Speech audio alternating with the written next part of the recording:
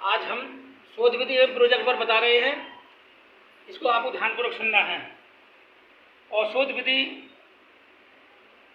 ये दो ही टॉपिक है इसमें। शोध विधि नंबर 1 है शोध विधि, और नंबर 2 है प्रोजेक्ट विधि। प्रोजेक्ट विधि, ठीक है। शोध विधि नंबर 1 हमारा शोध विधि है।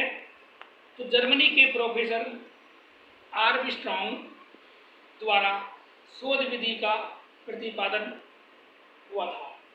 इस विधि में छात्रों को उपयुक्त वातावरण में रखकर स्वयं किसी तथ्य को ढूंढने के लिए प्रेरित किया जाता है।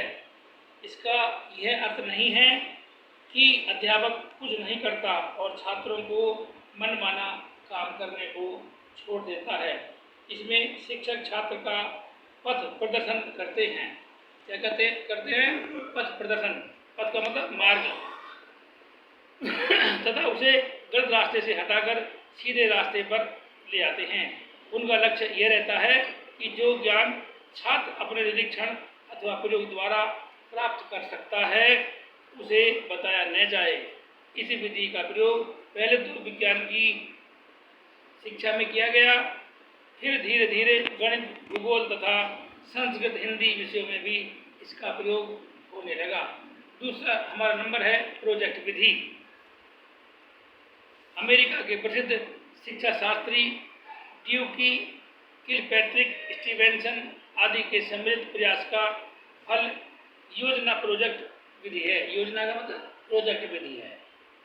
इसके अनुसार ज्ञान प्राप्ति के लिए स्वाभाविक वातावरण अधिक उपयुक्त होता है। इस विधि से पढ़ाने के लिए पहले कोई समस्या ली जाती है जो प्राय छात्रों के द्वारा उठाई जाती है और उस समस्या का हल करने के लिए उन्हीं के द्वारा योजना बनाई जाती है और योजना को स्वाभाविक वातावरण में पूर्ण किया जाता है। इसी से इसकी परिभाषा इस प्रकार की जाती है कि योजना वह समस्या मूलक कार्य है जो स्वाभाविक वातावरण में पूर्ण किया जाए। ये था हमारा शोध विधि एवं प्रोजेक्ट विधि। अब हम बता रहे हैं अन्वय संस्कृत शिक्षण कार्य अध्यापन करते समय शिक्षक को जिन जिन बातों पर ध्यान देना चाहिए वो हम बता रहे हैं।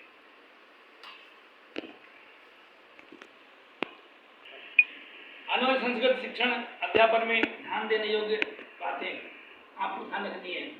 नंबर 1, शिक्षक स्वयं समुचित आरोह, अवरोह, विराम चिन्ह, हलंत, विसर्ग, अनुस्वार एवं अनुनासिक आदि का ध्यान रखते हुए शुद्ध एवं स्पष्ट उच्चारण के साथ संस्कृत का आदर्श वाचन करें।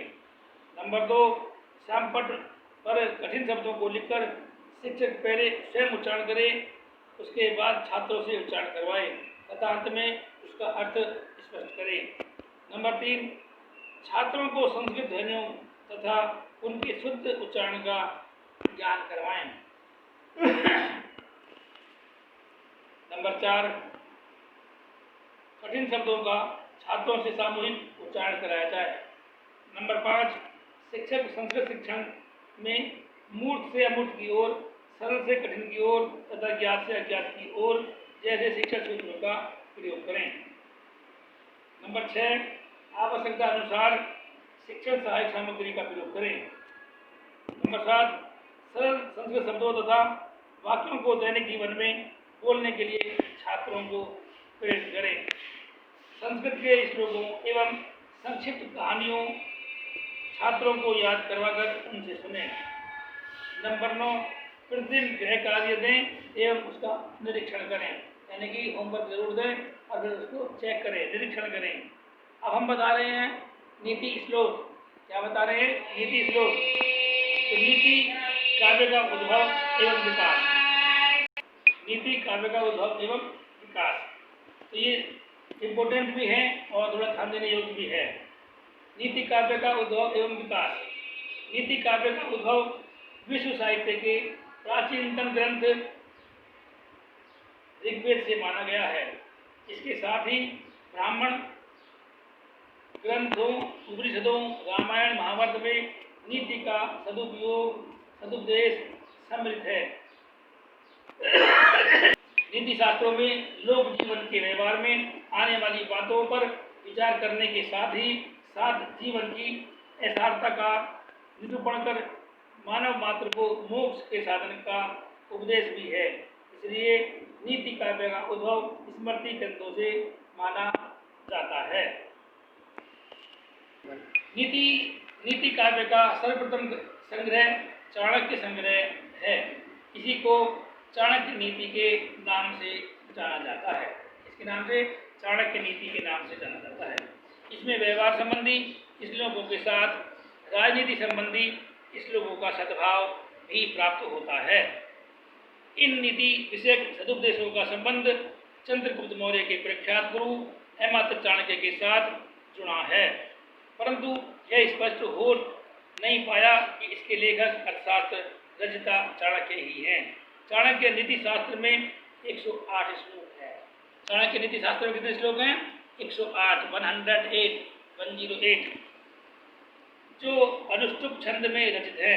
इसके बाद नीति काव्य का पूर्ण विकास भर्तृहरि के समय में हुआ।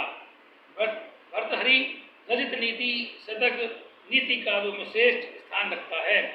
मानव जीवन से संबंधित ऐसा कोई भी विषय एवं कोई भी समस्या नहीं है जिसकी चर्चा नीति शतक में न की गई हो। इस ग्रंथ के अनुसार सच्चा मानव वही है जो अपने मन में परम संतोष की अनुभूति करता हो। ये था हमारा नीति श्लोक, नीति काव्य का उद्भव एवं विकास। अब हम बता रहे हैं नीति श्लोक लेखन के उद्देश्य। संस्कृत कवियों के नीति श्लोक लिखने के निम्नलिखित उद्देश्य हैं। नंबर 1, उचित या ठीक रास्ते पर ले जाने या ले चलने की क्रिया या ढंग सिखाना। नंबर 2, आचार व्यवहार तथा उचित बर्ताव के ढंग का ज्ञान। नंबर 3, राष्ट्र व समाज की उन्नति या हित के लिए निश्चित आचार व्यवहार का ज्ञान, के नियम रीतियों तथा अच्छे चाल चलन का ज्ञान, राजनीति से संबंधित राज्य एवं शासन की सुरक्षा तथा व्यवस्था के लिए तय किए गए नियम तथा सिद्धांत का ज्ञान, किसी कार्य को संपन्न करने की विधि के तरीके। नंबर 7, संस्कृत श्लोकों तथा नीतिपरक श्लोकों का अर्थ ज्ञान कराना। नंबर 8, संस्कृत श्लोकों को सुनकर उनके भाव को समझने तथा आनंद अनुभूति करने की क्षमता उत्पन्न करना। नंबर 9, श्लोकों को शुद्ध उच्चारण सहित पढ़ने की दक्षता का विकास करना। नंबर 10, बच्चों को नैतिक मूल्यों जीवन मूल्यों से परिचित कराना एवं दैनिक जीवन में उनके प्रयोग हेतु प्रेरित करना। ये था हमारा नीति श्लोक लेखन के उद्देश्य। आज इतना ही है, बाकी कल कराएंगे। कल कुछ हम श्लोक और उनके अर्थ भी बताएंगे। ठीक है, आज के लिए इतना ही। धन्यवाद। घर पे रहिए, सुरक्षित रहिए, तैयारी करते रहिए।